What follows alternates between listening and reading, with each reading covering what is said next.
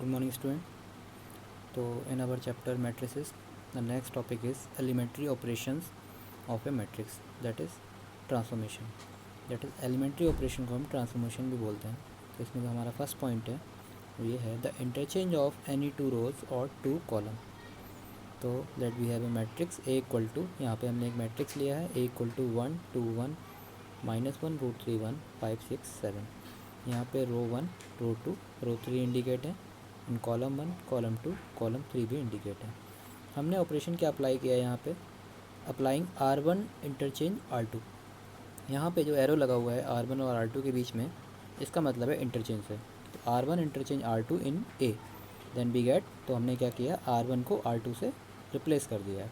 तो R1 को R2 से रिप्लेस करने के बाद जो हमारा नया मैट्रिक्स आएगा B, तो B इक्वल टू हो जाएगा हमारा -1 √3 1 1 2 1 एंड 5 6 7. ओके. इसी तरह से हम जो ऑपरेशन है वो कॉलम में भी लगा सकते हैं.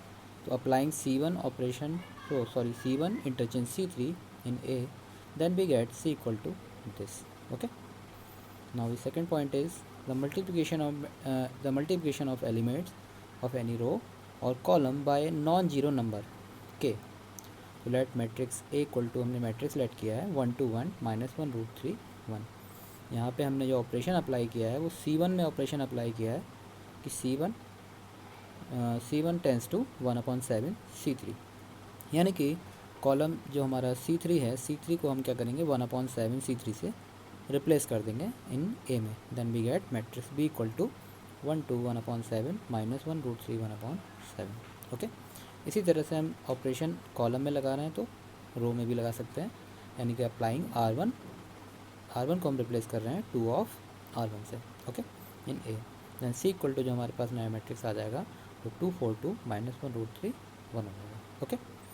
थर्ड जो पॉइंट होता है हमारा इसमें वो है द एडिशन टू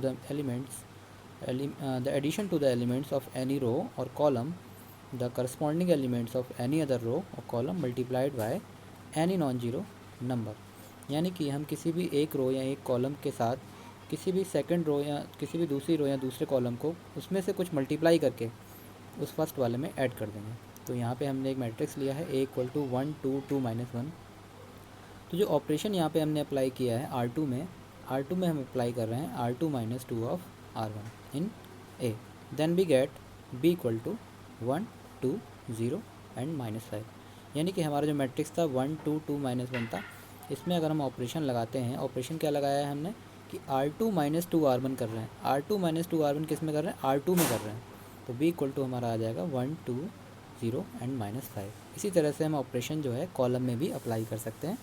तो कॉलम में हमने जो ऑपरेशन अप्लाई किया है C2 में, तो C2 + 2 C1 अप्लाई किया है. तो हमारा जो नया मैट्रिक्स आया है C इक्वल टू 1 4 0 -5. तो नेक्स्ट पॉइंट हमारा इसमें आता है invertible matrix. What is invertible matrix? तो if A is a square matrix of order M cross M. यहाँ पे ऑर्डर जो है M क्रॉस M है. इसका मतलब ये क्या है कि ये स्क्वायर मैट्रिक्स है. यहाँ पे सिंगल M भी लिख सकते हैं, उससे कोई प्रॉब्लम नहीं है. तो यानी कि हमेशा स्क्वायर मैट्रिक्स ही लेना है. And if there exist another square matrix B of the same order. अगर A कोई स्क्वायर मैट्रिक्स है और उसी तरह से एक B कोई स्क्वायर मैट्रिक्स है सेम ऑर्डर का, सच दैट AB के अगर हम मल्टीप्लाई करते हैं A इंटू B तो वो BA के इक्वल आ रहा है और वो किसके इक्वल है, I के इक्वल आ रहा है. I that is identity matrix. यानी कि AB equal to BA equal to I, then B is called the inverse matrix of A and it is denoted by A inverse. In that case A is said to be invertible. Okay. तो example हमारे पास यहाँ पे है A equal to 2 3 1 2 and B equal to है 2 -3 -1 2. B 2 matrices. तो now AB अगर हम यहाँ पे फाइंड करते हैं तो AB फाइंड करने का मतलब है A इंटू B. तो मैट्रिक्स मल्टीप्लिकेशन में लास्ट टॉपिक में बता चुका हूँ कि मैट्रिक्स मल्टीप्लिकेशन कैसे करनी है. तो AB को अगर हम मल्टीप्लाई करते हैं तो AB की जो वैल्यू आ रही है हमारी 1 0 0 1 आ रही है. और ये क्या होता है, यही I होता है, या इसको I2 भी बोल सकते हैं. इसी तरह से हमारा जो BA आएगा, BA भी निकल के हमारा 1 0 0 1 ही आएगा, दैट इज़ I. इसका मतलब AB इक्वल टू BA के आ रहा है और वही क्या है, I के इक्वल है. That is B is the inverse of A और B equal to A inverse and A is inverse of B और A equal to B inverse. Note point है हमारे पास यहाँ पे. तो नोट 1 जो है यूनिकनेस ऑफ इन्वर्स. तो inverse of A square matrix if it is exist is unique. यानी कि किसी भी मैट्रिक्स का जो इन्वर्स होता है वो यूनिक होता है. यानी कि एक ही इन्वर्स हो सकता है और कोई इन्वर्स नहीं हो सकता। जैसे कि अगर 2 के मल्टीप्लिकेटिव इन्वर्स की बात करें तो 2 का जो मल्टीप्लिकेटिव इन्वर्स होता है वो 1/2 होता है, और तो ऐसा कोई नंबर है नहीं कि 2 में जिससे हम मल्टीप्लाई कर दें वो 1 आ जाए। 2 का मल्टीप्लिकेटिव इन्वर्स 1/2 होता है, 4 का 1/4 होता है। या अगर एडिटिव इन्वर्स की बात करें तो एडिटिव इन्वर्स का मतलब 4 में अगर -4 ऐड कर रहे हैं तो 0 हो जाएगा, 5 में -5 ऐड कर रहे हैं तो 0 हो जाएगा।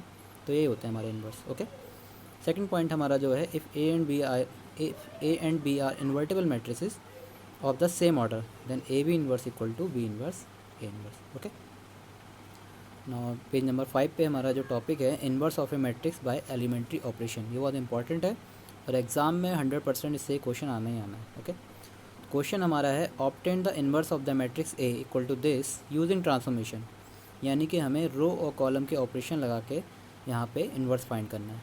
तो स्टूडेंट एक बात हमेशा ध्यान रखना है कि यहाँ पे या तो रो का ऑपरेशन लगाएंगे या कॉलम का ऑपरेशन लगाएंगे, दोनों ऑपरेशन एक साथ नहीं लगा सकते। ओके, तो क्या किया है हमने, first we write A equal to I A, that is I equal to A inverse A. अगर हम ए इन्वर्स को ए से मल्टीप्लाई करेंगे तो हमारे पास क्या आएगा, आइडेंटिटी एलिमेंट आएगा, आई आएगा, क्योंकि ए इन्वर्स से ए कैंसिल हो जाएगा तो वहाँ पे आई आ जाएगा। ओके, आई का मतलब यहाँ पे 1 से ही है, क्योंकि ए इन्वर्स को ए से मल्टीप्लाई करेंगे तो 1 ही आएगा, तो 1 का मतलब यहाँ पे आई से है। ठीक है, तो हमने क्या किया, लेफ़्ट में आई की वैल्यू रख दी है, सॉरी लेफ़्ट में ए की वैल्यू पुट की है और राइट में आई की वैल्यू पुट की है, ए को एज इट रखा है। तो यानी कि ए इक्वल टू आई ए को हम फॉलो कर रहे हैं।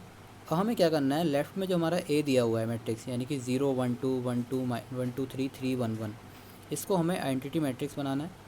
और जो राइट में दिया हुआ है, राइट में हमें कुछ नहीं करना है, राइट में जो भी आएगा वही हमारा क्या होगा, ए इन्वर्स होगा, क्योंकि अगर हमने इधर इसको आई बना दिया तो आई का मतलब हो गया ए इन्वर्स ए, यानी कि यहाँ पे हमारे पास जो राइट में जो भी वैल्यू आएगी वो क्या होगी, ए इन्वर्स होगी। ओके, सबसे पहले हमने यहाँ पे ऑपरेशन अप्लाई किया है R1 ऑपरेशन R2, यानी कि R1 को इंटरचेंज किया है R2 से। तो R1 को अगर R2 से इंटरचेंज करते हैं तो पहली वाली रो को हम दूसरी वाले प्लेस पे लिख देंगे, यानी कि आ जाएगा हमारा 1 2 3 0 1 2, इस तरह से आ जाएगा। और जो ऑपरेशन लेफ़्ट में अप्लाई होगा वही ऑपरेशन राइट में भी अप्लाई होगा। ओके, सेकंड ऑपरेशन हमने अप्लाई किया है R3 में, ऑपरेशन अप्लाई किया है R3 माइनस 3R1, यानी कि अब हम क्या करेंगे, R3 जो है, R3 क्या है हमारे पास, R3 है 3 1 1, इसमें से माइनस कर देंगे, क्या माइनस कर देंगे, R1 को, और R1 को क्या करेंगे, -3 से मल्टीप्लाई करके। यानी कि फर्स्ट वाली रो में अगर हम ध्यान से देखें तो अगर 3 से मल्टीप्लाई करते हैं तो 1 × 3 3 हो जाएगा, 2 × 3 6 हो जाएगा और 3 × 3 9 हो जाएगा। और उसको R3 में से माइनस कर देंगे और लिखेंगे किस में, R3 में लिखेंगे, क्योंकि मैंने यहाँ पे ऑपरेशन जो अप्लाई किया है वो R3 में अप्लाई किया है। ओके, तो R3 में अप्लाई करने के बाद फर्स्ट रो और सेकंड रो हम एज इट लिख लेंगे। फ़र्क किस पे पड़ेगा, ओनली थर्ड रो पे। थर्ड रो को अगर ध्यान से देखें तो 3 - 3 ऑफ R1, तो 3 - 3 यहाँ पे 0 हो जाएगा, और 1 - 3 × 2, यानी कि 1 - 6 दैट इज़ -5 हो जाएगा, माइनस फिर आ जाएगा हमारे पास 1 - 3 × 3 दैट इज़ 9, तो -8 हो जाएगा। ओके, इसी तरह से यही ऑपरेशन राइट हैंड साइड में भी अप्लाई होगा।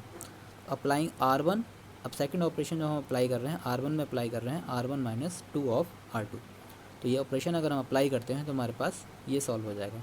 अब हमने क्या देखा कि R2 में और R3 में जो हमारे पहले एलिमेंट हैं, फर्स्ट एलिमेंट है, वो क्या हो चुके हैं, 0 हो चुके हैं। तो करना क्या होता है, हमें सबसे पहले जो मेन डायगोनल जो होता है, मेन डायगोनल से नीचे के एलिमेंट 0 बनाएंगे और मेन डायगोनल से ऊपर के एलिमेंट को 0 बनाएंगे, और उसके बाद डायगोनल एलिमेंट जो होंगे उनको नॉन ज़ीरो, उनको तो हमें नॉन ज़ीरो रखना है, दैट इज़ उनको 1 1 रखना है, तभी हमारा आई बन पाएगा। ओके, तो यहाँ पे हमने नेक्स्ट जो ऑपरेशन अप्लाई किया है R3 में अप्लाई किया है, R3 में ऑपरेशन अप्लाई किया है R3 + 5 ऑफ R2। तो R3 में ऑपरेशन अप्लाई करने के बाद हमारा क्या हुआ, मेन डायगोनल से नीचे के जो एलिमेंट हैं वो 0 हो चुके हैं, बाकी एलिमेंट अभी हम बाद में 0 करेंगे, और राइट हैंड साइड में भी मैट्रिक्स हमारा चेंज हो चुका है। अब आते हैं नेक्स्ट स्टेप पे। तो नेक्स्ट स्टेप में हमने क्या किया है, R3 को चेंज कर दिया है 1/2 R3 से। तो R3 को 1/2 R3 से चेंज करेंगे तो डायगोनल एलिमेंट हमारे 1 1 1 हो जाएंगे, और नीचे जो हैं, ये नीचे को एलिमेंट है मेन डायगोनल से, वो 0 0 0 हो जाएंगे। ओके, तो नेक्स्ट ऑपरेशन अब हमने अप्लाई किया है R1 में अप्लाई किया है R1 + R3। तो R1 में जब R1 + R3 अप्लाई करेंगे तो रो 1 में, यानी कि रो 1 में रो 1 + रो 3 ऐड करेंगे, तो 1 पे कोई फ़र्क नहीं पड़ेगा, 1 एज इट आ जाएगा, कि 1 + 0 1 होगा, और 0 + 0 0 ही रहेगा, बट -1 और +1 0 हो जाएगा। ओके, तो यानी कि ये दोनों एलिमेंट भी हमारे पास 0 हो गए। अब हमारे पास सिर्फ एक एलिमेंट रह गया है लेफ़्ट में 2, उसको हमें ज़ीरो बनाना है। तो ज़ीरो बनाने के लिए उसको क्या करेंगे, R2 में ऑपरेशन लगाया है R2 माइनस 2 ऑफ R3। इस ऑपरेशन को लगाने के बाद हमने देखा कि हमारे डायगनल एलिमेंट 1 1 हो चुके हैं और बाकी सारे एलिमेंट 0 हो चुके हैं। इसका मतलब लेफ्ट हैंड साइड में हमारे पास आई की वैल्यू आ चुकी है और राइट हैंड साइड में जो भी मैट्रिक्स आया है वही हमारा क्या है, वही हमारा ए इन्वर्स है। यानी कि आई इक्वल टू ए इन्वर्स ए की फॉर्म बन चुकी है। तो हमारे पास यहाँ पे ए इन्वर्स की जो वैल्यू हो जाएगी वो 1/2 minus 1/2 1/2 minus 4 3 minus 1 5/2 minus 3/2 and 1/2 हो जाएगी। Okay student. तो नेक्स्ट यहाँ पे जो नेक्स्ट पेज में हमारे पास जो एक्सरसाइज दी हुई है एक्सरसाइज 3.4। एक्सरसाइज 3.4 के आपको सारे क्वेश्चन करने हैं। सारे क्वेश्चन ये 2/2 के मैट्रिक्स हैं, इनको भी आपको एलिमेंट्री ऑपरेशन से ही करना है। और जो लास्ट में 16 और 17 क्वेश्चन है 15 16 17 ये आपको ये भी इसी मेथड से ही करना है। एक क्वेश्चन इससे 100% 4 मार्क्स में बोर्ड एग्जाम में आना ही आना है। और क्वेश्चन नंबर 18 ये एक्सरसाइज 3.4 है। आई होप कि आपने बाकी की जो एक्सरसाइज हैं 3.1 3.2 3.3 वो भी कंप्लीट कर ली होंगी। ओके ठीक है स्टूडेंट, थैंक यू। ये आप लोग कंप्लीट करिए। ओके।